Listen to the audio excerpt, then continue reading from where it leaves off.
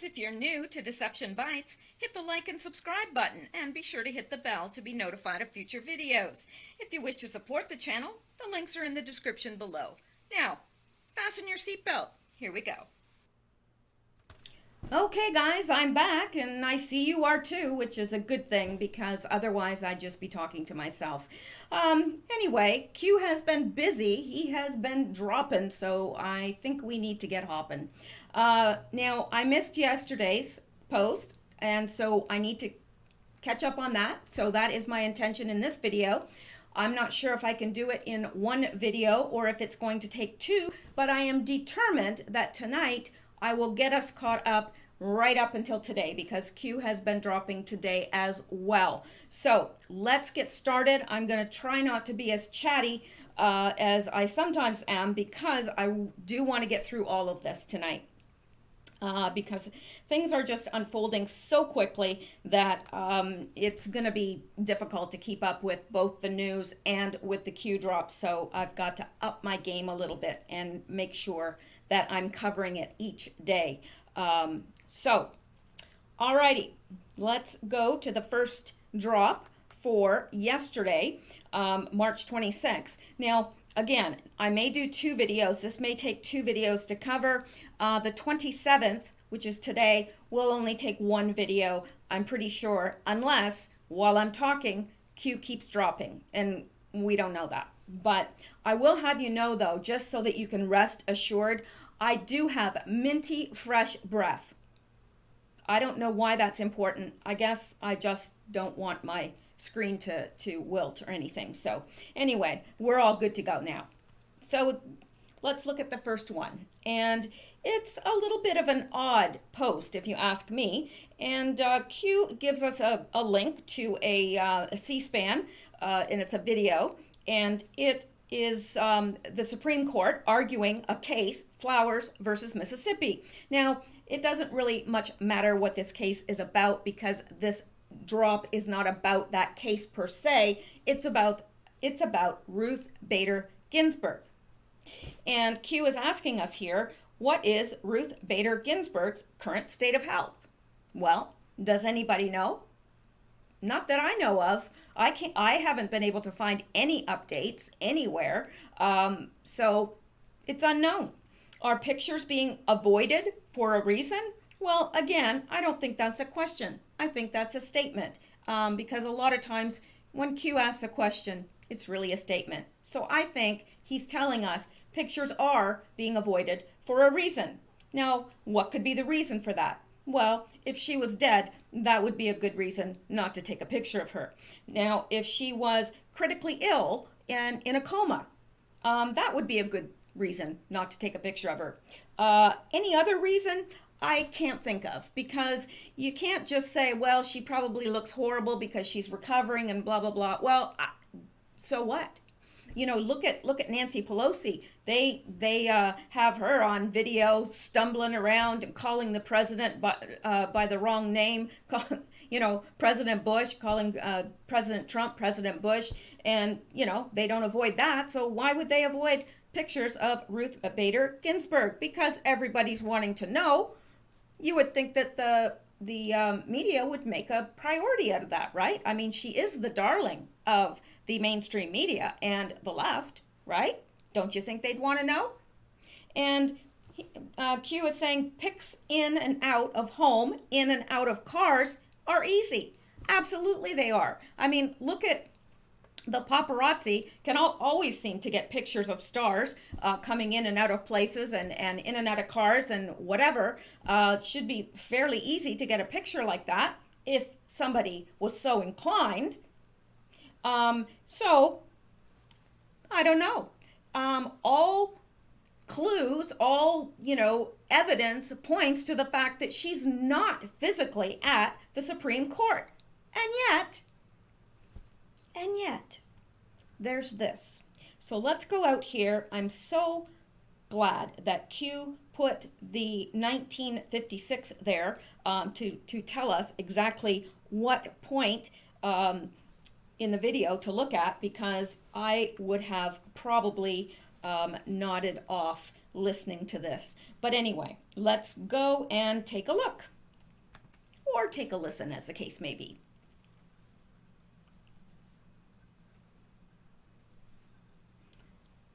All right, so again, this is the Supreme Court heard oral arguments in Flowers versus Mississippi, and it's a case on racial bias in jury selection. Not that it matters, because that's not what this is about. So let's go to the minute 1956. Argument in Flowers versus Mississippi, looking at the methods and jury selection decisions of Mississippi. About history being relevant, the Mississippi Supreme Court ignored what Now, the court has already... Now, just to let you know here, right before this lady, we had Brett Kavanaugh arguing something, and then she comes, Sherry Johnson. Relevant, and the broader point that everything... The court said it took account of the history. So, what are we to make of that? Well, if the court had taken account of the history... So that's it.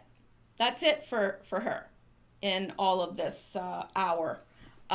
So at least I think it is, because it's the only place that Q told us to look, and it's only a tiny little snippet. So was she there?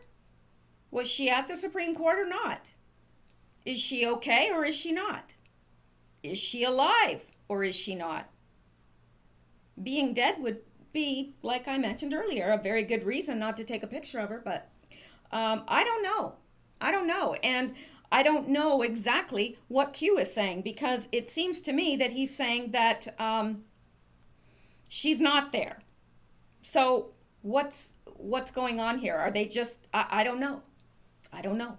But I think it will be interesting to follow up on this, because I bet you in time we will know. So future always proves past, right? So when we find out, we'll be able to look back at that post. I, for one, would really like to know where she is, how she's doing. I don't wish her dead by any means, not at all. But I do think that it's time for her to leave the Supreme Court. I don't think she's well enough to continue her job, but again, I'm not a doctor. So anyway, let's go back to Q and continue on. All right, now,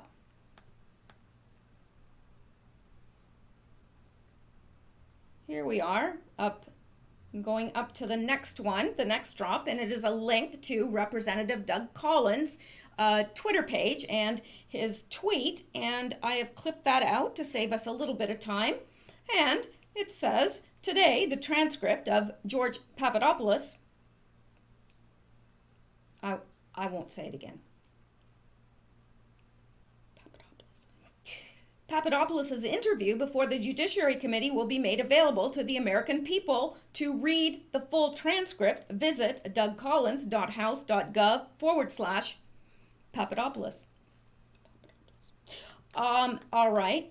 And now this is the transcript of his interview with the Judiciary Committee, and it's important. Unfortunately, with trying to get caught up, I have not had a chance to read it in full, but I am going to link a copy of the downloadable PDF in the description of the video. Okay, sorry, my back is itchy. I don't know. I hate that when I sit down to do a video and then all of a sudden my back itches. It's probably this stupid deer skin.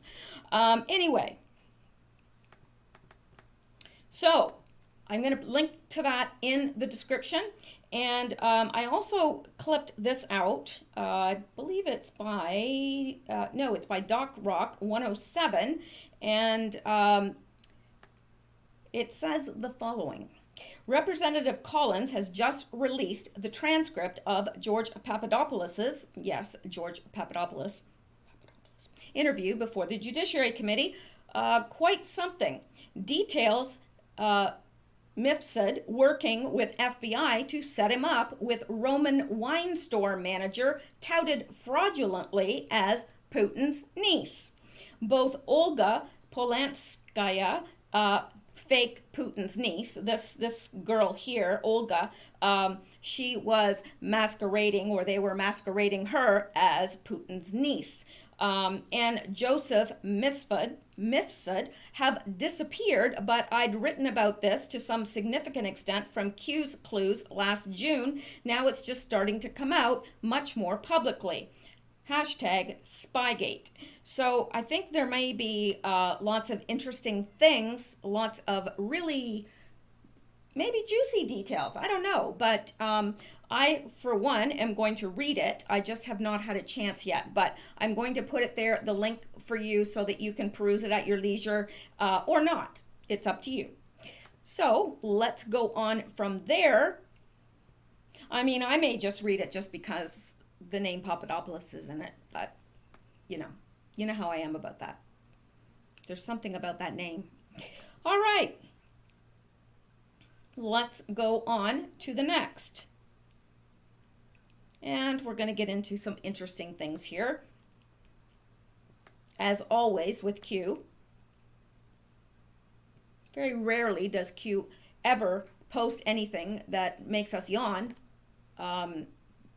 Good stuff. We've learned, really, if we sat down and thought about it over the year and a half or however long it's been, actually I think it's more than a year and a half now, if we actually sat down and looked at the quantity of material we've covered and how much we've learned, I think we'd all be astonished. All right, so here we have pictures, and I know you're saying, wow, Michelle, you're so smart to recognize that those are pictures. I know, right? Anyway, we've got Jussie Smollett with the Obamas, Mr. and Mr. Obama, and then we've got him down here with Auntie Maxine, and then we have him here with, I think this is Sheila Jackson, is it not? I believe, or there's two of them that I get mixed up, Jackson and Lee. I'm not sure. I get them mixed up all the time. Anyway, now, whoops, I hate when that happens. No, really, I do. I bet you hate it more. First day with the new hands.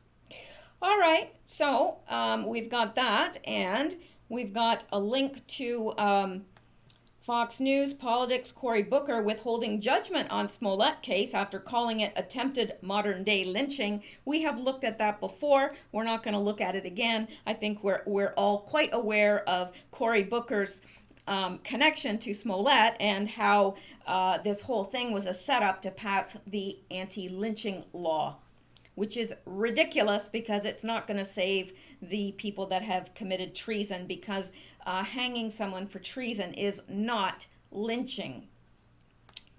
But perhaps they are afraid not of being hung by a military tribunal. Perhaps they are afraid of what the public will do to them when they find out. Perhaps that is the issue. Anyway, Harris and Booker, oh, for heaven's sakes, hang on. Oh, hate this, hate it. Harris and Booker applying political pressure regarding Chicago Police Department regarding Smollett false flag case? Yes. Let me see. Is this a prior drop? And I believe it is, if I'm not mistaken. Okay, this was an anon, actually, that provided this, and Q is making reference to it. Harris and Booker applying political pressure regarding Chicago Police Department Smollett false flag case. Yes. What bill did the Senate recently pass regarding lynching? Well, we know that. And this is, it sounds like it's from a past bread because we have read this before. So they passed the anti-lynching law. Who were the authors of the bill? I know that Cory Booker was Kamala Harris in on that as well. I'm not sure. I'd have to go back and look, but definitely Booker. And who were the authors? What false flag event took place just prior to the passing of that bill? Well, the Jussie Smollett thing. Did the false flag event involve a noose? Sure did. Did the false flag event sway senators in their decision to prevent fake news attacks regarding the Smollett case? To prevent... No. Did fake news contact many senators prior to votes seeking out pro-nay in attempt to coerce using Smollett case as a foundation for possible future smear? Yes. What is the mathematical probability of these two events occurring within the same time period? Slim to none. What is the relationship of Smollett and Booker Harris? Will Rahm Emanuel get involved? Yes. Will the Chicago Police Department cave under pressure? Yes. These people are sick. Yes, they are. So actually that was a Q post, so it must have been from a past bread. And Q makes reference to this above and says, was there any surprise to today's charges being dropped? Yeah. Yeah. I don't know of anyone that was not shocked and outraged that it was dropped. It's unbelievable. And yet, so believable. So read the drop carefully again. Video evidence? Yes, there is video evidence. Payment evidence? Yes, there is payment evidence. Testimony by two paid men evidence? Yes, there is testimony by the two paid men. Submitted as evidence. Not enough evidence to convict? Oh, there was more than enough evidence to convict. The system is rigged. Oh, yes, it is. And we're going to get into that. It is so rigged. Will the Attorney General need to get involved? Yes, he will. Yes. Attorney General Barr, not only will he need to get involved, I believe he already is involved. Q. Now, I have clipped this out from Deopressor Lieber, and he said, my theory regarding Smollett entering a plea deal was incorrect per QAnon drop. It sounds like the state prosecutor was told by Kamala Harris and Cory Booker, and Hussein told the prosecutor to jump, and she said, how high? No surprise, Chicago Police Department is outraged. The whole thing was set up by Kamala Harris and Booker and Hussein to provide pressure on the Senate to pass the anti-lynching law. Evidence that the two thugs were paid $5,000 is clear. Smollett was an easy conviction. Chicago Police Union asking AG Barr to get involved. Q said it shall be done. Kim Fox, the prosecutor, clearly controlled by the cabal. Chicago is a dirty place. Rahm Emanuel involved in calling shots as well. Cabal will throw Fox under the bus in a heartbeat, and you know they will. They don't, the cabal is, what do you call that when you have absolutely no, I should know, I've got a degree in psychology. You've got no conscience whatsoever. Absolutely no conscience. And they don't. And they'll throw their own kind under the bus in a heartbeat. They don't care. All right. So, and we're going to visit this more as we go on in the drops. So let's go on. And let me just take a drink here to avoid coughing. Because I don't want to cough and you don't want to listen to me cough. All right. Let's go on. And go on we shall.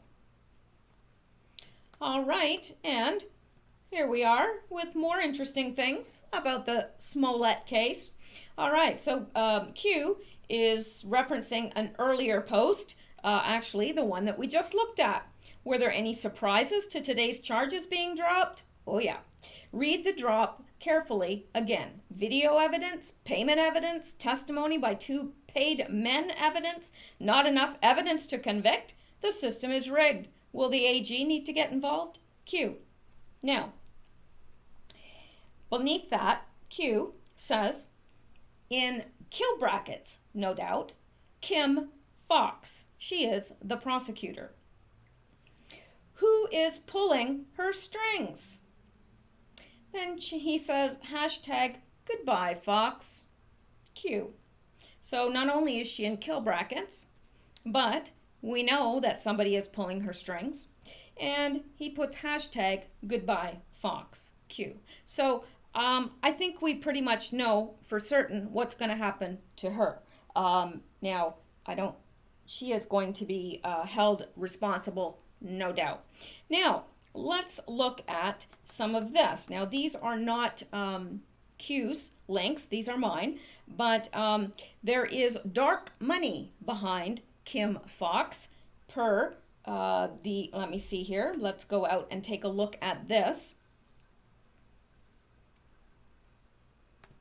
Now, I'm not going to read all this because, again, we've got a lot to cover tonight. A look at the dark money behind Kim Fox's state attorney campaign. Now, who do you think one of her biggest funders was? And if you said Soros, you'd be right. In the highly contentious Cook County State Attorney's race, each candidate has their funding bases. Incumbent Anita Alvarez has Chicago's old boy power support behind her, according to the Better Government Association, City Council's most powerful alderman, Ed Burke, Illinois' last true political boss, Michael Madigan, various associates of former, well, we don't care about her. Let's get down to Kim. But Kim Fox has also found two other sources of cash in the form of twin $300,000 donations to a super PAC supporting her called Illinois Safety and Justice. The sole donors to the PAC are neoliberal super donor and conservative boogeyman George Soros and a dark money group called Civic Participation Action Fund. A super PAC is a fundraising group created by the 2010 Supreme Court Citizens United decision that can raise as much money as they want for any candidate or cause as long as they don't coordinate on any level with political campaigns which have much smaller campaign limits. So he dropped, he dropped 20 million on the 2004 election, George Soros, donated $8 million to a leading pro-Hillary super PAC, as well as put up $5 million to increase Latino voter turnout. So anyway, we know, suffice it to say, without reading all of this, that she's got dark money behind her. Most certainly. Now let's go back and take a look at this. Not only did he contribute to her campaign, but he also made a massive donation to her in terms of this Jussie Smollett case. Report, George Soros made huge donation to Kim Fox, prosecutor in Jussie Smollett case. So, and what does this say down here? He donated $408,000 in 2016 to a super PAC that supported Cook County State's Attorney Kim Fox, whose office prosecuted and dropped the Jussie Smollett case. So perhaps it wasn't a new donation. Perhaps they're still talking about the same donation, but this one says it was $408,000. You know, that's getting upwards of $500,000. That's not chump change. So, in a shock announcement Tuesday, prosecutors dropped all 16 felony charges against the left-wing Hollywood actor whom police had accused of faking a hate crime in January that he blamed on racist, homophobic, white Trump supporters. The article goes on to state the following: Fox had formally recused herself from the case in February because she had spoken with the Smollett's family. The Chicago Tribune later reported that Fox had asked police to turn the case over to the FBI after an intervention by Tina Tchen, a former chief of staff for former First Lady Michelle Obama. Starting to make sense now? Soros had spent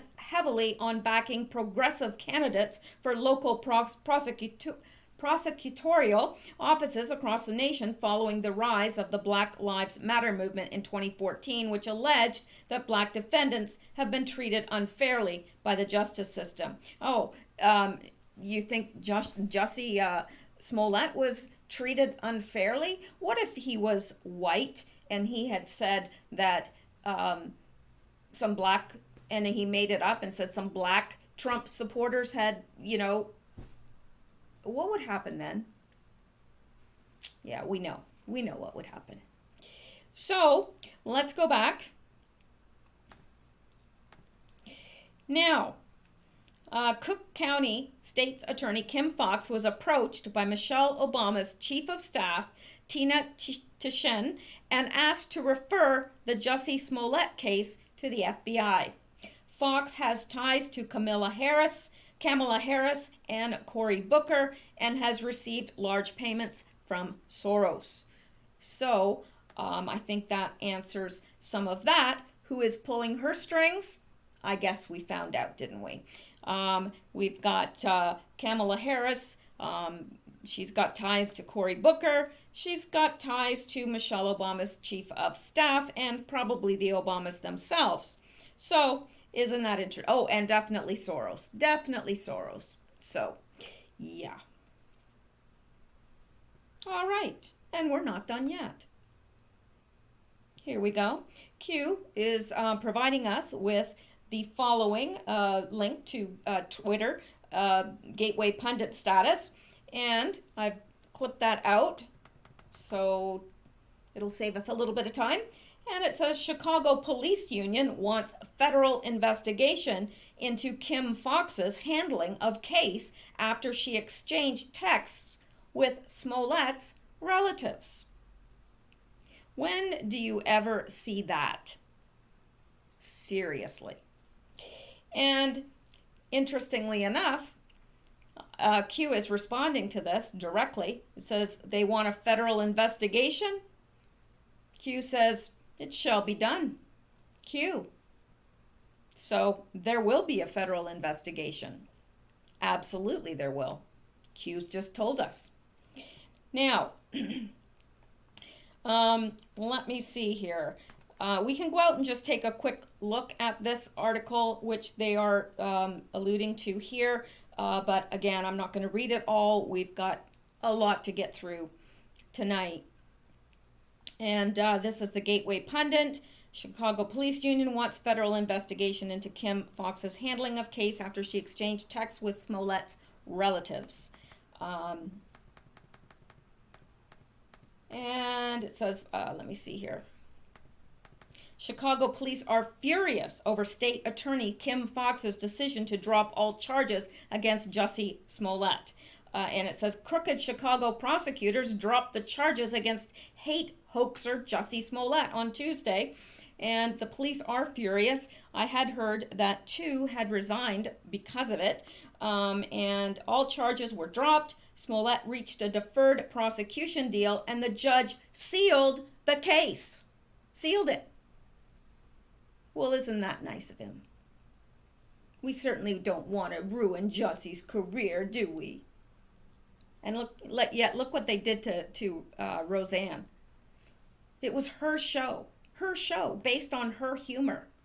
It was named after her, and they fired her because she wrote a text that many concluded was racist, which I didn't know she was black. I didn't know Jarrett was black. Valerie Jarrett was black, and I don't think a lot of people knew. And Roseanne is a comedian. That's what comedians do. Anyway, but, don't want to ruin Jussie Smollett's career. Unreal. And look at this. The Chicago Police Union want a federal investigation into Cook County State Attorney Kim Foxx's handling of the Smollett case after text messages revealed she was communicating with his relatives, okay?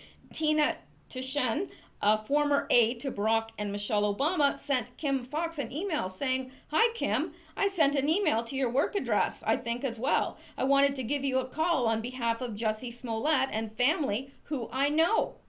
They have concerns about the investigation. I am on an 8 a.m. flight to New York City, but please call me before then.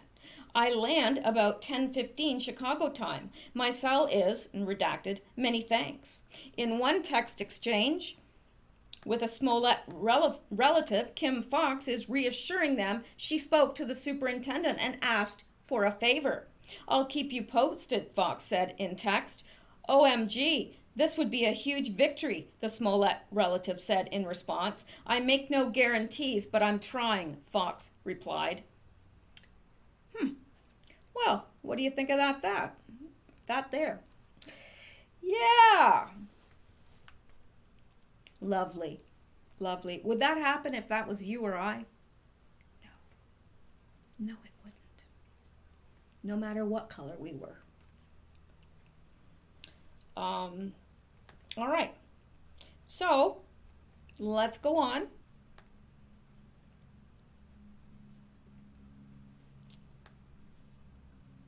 Okay, now, here we are at the next one, and Q is making reference to the one that we just looked at before, not the last one, but the one before that, and where he said, "It shall be done." And Q has added 2 for 1, 3 for 1, 4 for 1. These people are stupid. Q. Now, I think what he's saying is we may be able to take out several people with this one thing. There's Kim Foxx, there's Tina Tashen, the Obamas, there's Cory Booker, there's Kamala Harris. So I think that's what he's referring to. 2 for 1, 3 for 1, 4 for 1. These people are stupid. Q. They are pretty stupid. Yeah. And do they really think that... well, we'll get to that in a minute. We'll get to that in a minute. We'll be coming back to this. Now, here we go. Unbelievable. We've got this, and it's a link to Twitter, a tweet by, well, it's actually by Brian Stelter, but he is quoting CNN President Jeff Zucker. And Jeff Zucker says, "We are not investigators." Well, that's quite obvious, isn't it? Thanks, Captain Obvious. Yeah, I think we figured that out. But anyway, thanks for stating the obvious there, Jeff. Thanks. We are journalists. Are journalists not supposed to be investigators? Last time I checked, yeah. Anyway, but we are not investigators. We are journalists. And our role is to report the facts as we know them, which is exactly what we did. No, actually, that's not your job. Yes, your job is to report the facts, but your job is to check out the facts before you report them. Yeah. But we're not investigators. We're journalists. Well, what are journalists? Parrots? Is that what they've become now? Yeah. Yeah. The mainstream media, that's what they are. They're parrots. They're not investigators. They're not real journalists. They're parrots. They're told what to say. And, you know, they have to look good. That's basically it, right? They have to look good and repeat what they're told to say. That's it. What happened to real journalism? I don't know. So, anyway, in response to that, Q says, how can there be facts if the entire story, narrative, was fiction? Well, that's a good question, isn't it? And shouldn't they have checked that out as part of their job? Yeah, they should have. So, how can there be facts if the entire story, narrative, was fiction? Well, hashtag fake news, enemy of the people, Q. Yes, yes indeed. You know, CNN has become really just like a drama. I mean, it's like a made up whatever. It's fiction. It's like news fiction. It's like pretending you're watching the news, but it's fiction. It really is. Anyway, I don't have to. I'm preaching to the choir. So anyway, here we go. You'll find this interesting. Let's link to the Chicago Tribune. And these are Kim Foxx's texts obtained by the Chicago Tribune. Now, obviously, somebody, how would they have gotten these texts? And how would it have been leaked to the Chicago Tribune? Do you think Q had anything to do with it? Do you think Trump, the NSA, do you think any of them had anything to do with it? Because I think they did, personally. Because how would they have gotten them? They wouldn't have. I think that it was probably collected by the NSA, as is everything, and I think it was leaked to the Chicago Tribune, personally. But time will tell. Let's go take a look anyway.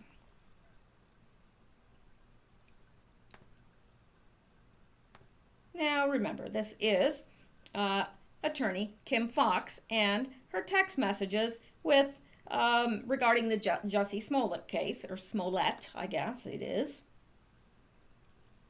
And from Tina to Shen. Now, again, her link to the Obamas. Call February 1st, 2019 at 4:54 a.m. Found in Gmail inbox. Hi, Kim. I sent an email to your work address, I think as well. I wanted to give you a call on behalf of Jussie Smollett and family, who I know. They have concerns about the investigation. I am on an 8 a.m. flight to New York City, but please call me before then. I land about 10:15 Chicago time. My cell is, and the number's redacted, many thanks. Sent from my iPhone. And here is another one. Hello, Kim. This is, and I'm wondering, because this is redacted, that's got to be a pretty important person. Perhaps one of the Obamas? I don't know. This is, are you available to chat? Tina Tashen gave me your number.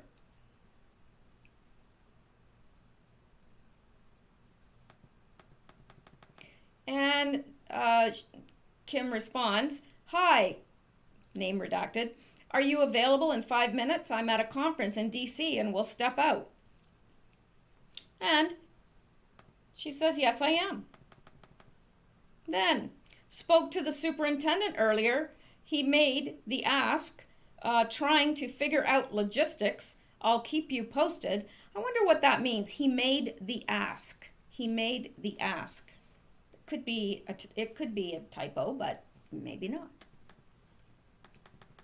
And down here, OMG, this would be a huge victory. And Kim responds, I make no guarantees, but I'm trying. Oh, okay, that's probably one of the relatives then, because it says, hello, Kim, this is, are you available to chat? Tina Tachen gave me your number. Yeah, and it says, OMG, this would be a huge victory. I make no guarantees, but I'm trying. I understand. I appreciate the effort. Hey, hope all is well. I wanted to check in with you about what's happening here when you have a moment. Okay, are you available to chat now? Yes. Okay, calling you now. Sorry, had one quick question. Hi, are you available to speak? This was Tuesday, February 12th at 8:19 a.m. Not that it matters. Hey, sorry for the delay. I'm in Florida at a conference. I'm free now. Hi, sorry, was in training. Available now to speak if you can. Hi, are you available to speak? Hey, sorry for the delay. I'm in Florida at a conference. I'm free now. Hi, sorry, was in training. Available now to speak if you can. Hi again. Are you able to talk? Sure. Now, it says, from April Perry to Joseph Maggots, can't make that up, can you? Kimberly Fox, Nicholas, it's too small for me to read. Anyway, state's attorney recusal, Wednesday, February 13th. Please note that State Attorney Kim Foxx is recused from the investigation involving victim Jussie Smollett. Victim? Yeah, he's a victim, all right. First Assistant State Attorney Joe Maggots, or that's how it reads, folks, Maggots. Wouldn't you love to have that last name? Hi, my name is Mishel Maggots. Anyway, is serving as the acting state attorney for this matter. Thanks, April. And let's go down here. Kim Foxx to Tina Tishen. Spoke to the Superintendent Johnson. I convinced him to reach out to the FBI to ask that they take over the investigation. He is reaching out now and will get back to me shortly. Sent from my iPhone. See more from Tina Tishen. And to Tina Tishen from Kim Foxx. Thank you. I think so-and-so is going to call you. Sent from my iPhone. And that's all we have for now. But let's go back. Makes me wonder if they're able to get the text, what else do they have? He's not going to be off the hook. There's no way he's going to be off the hook. And if he is, Kim Foxx is certainly not going to be off the hook. But unbelievable that he got off on all charges. 19 of them, wasn't it? Yeah. All right. Now,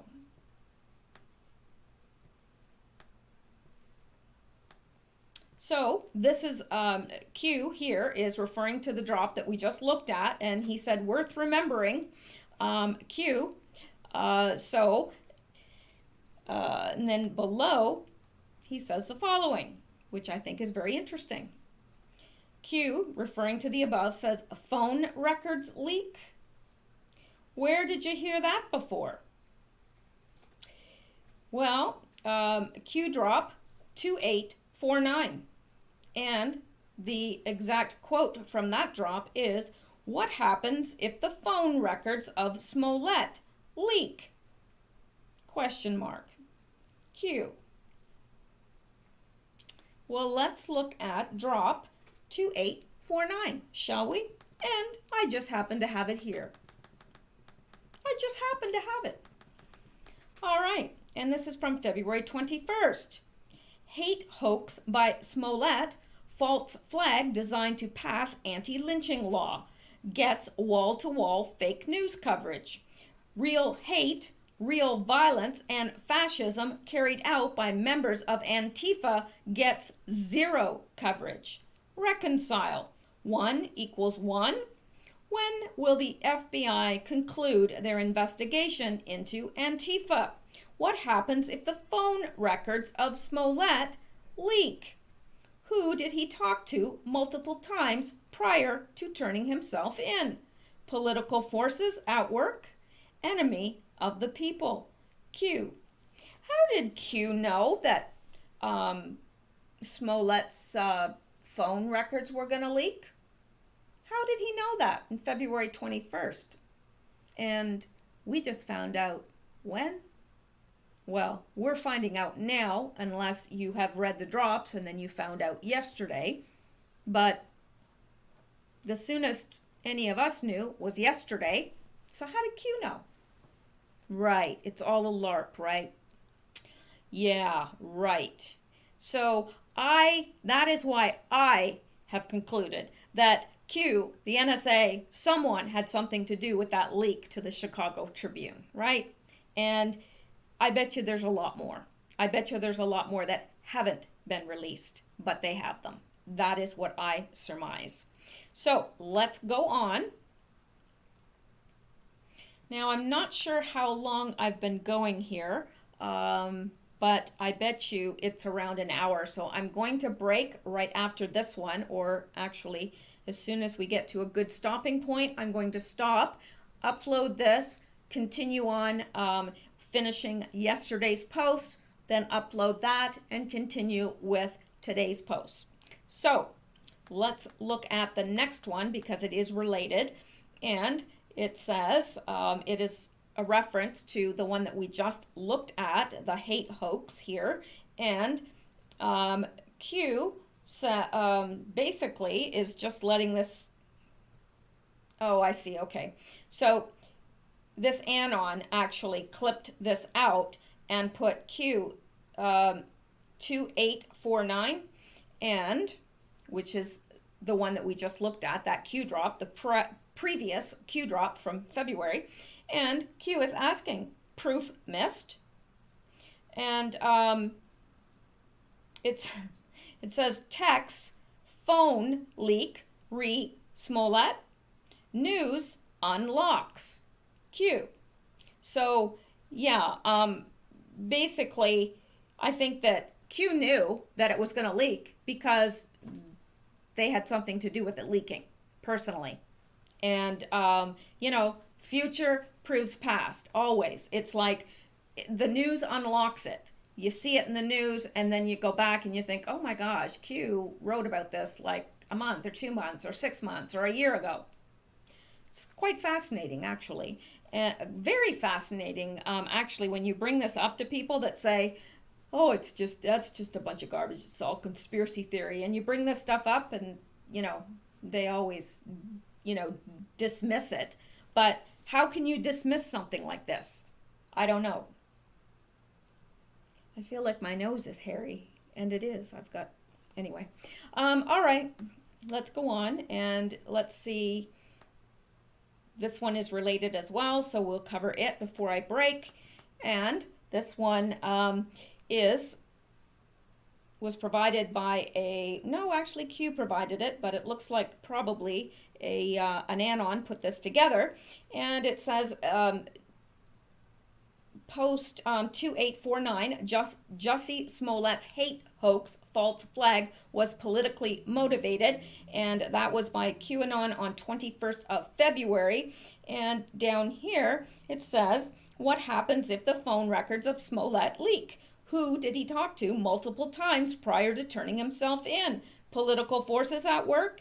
Enemy of the people? Now, when we go up to here, which is the Q drop from yesterday, ones that we just looked at, it has the link to the Chicago Tribune where we see these text messages that have leaked.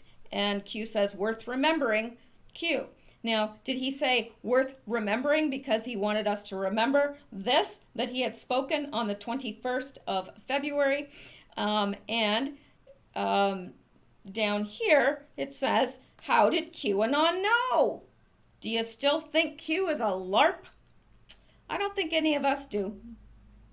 I don't think so. I would really question why you'd be listening to this if you did, to tell you the truth.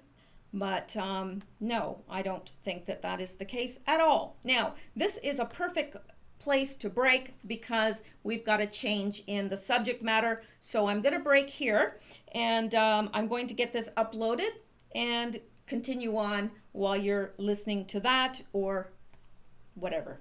So that's it for this one, and thank you so much, guys. I appreciate you guys. I really, really do. You are all so good to me, and the comments, the prayers, the encouragement, the coffee, the Patreon, I really appreciate it all of it.